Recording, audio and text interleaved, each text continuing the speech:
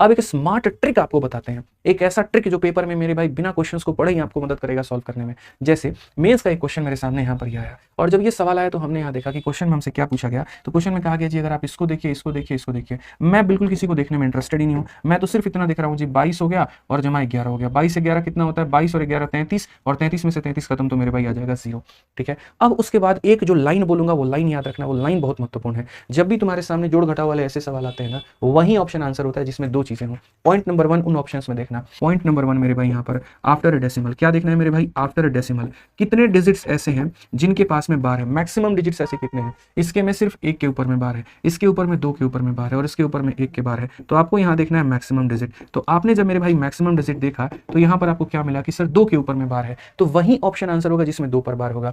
यहाँ पर 3 के ऊपर में बार है, नहीं हो सकता। यहाँ 1 के ऊपर में बार है, नहीं हो सकता। यहाँ 2 पर बार है, यहाँ 2 पर बार है, तो इन्हीं दोनों में से कोई एक आंसर होगा। तो ये है सिर्फ पॉइंट नंबर 1। और पॉइंट नंबर 2 मेरे भाई क्या है, पॉइंट नंबर 2 ये है कि डेसिमल के बाद में कितने डिजिट ऐसे हैं जिसके ऊपर में बार नहीं है।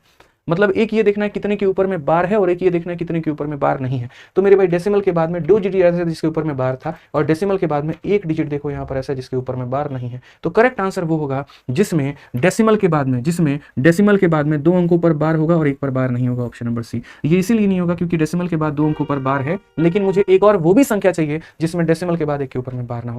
मतलब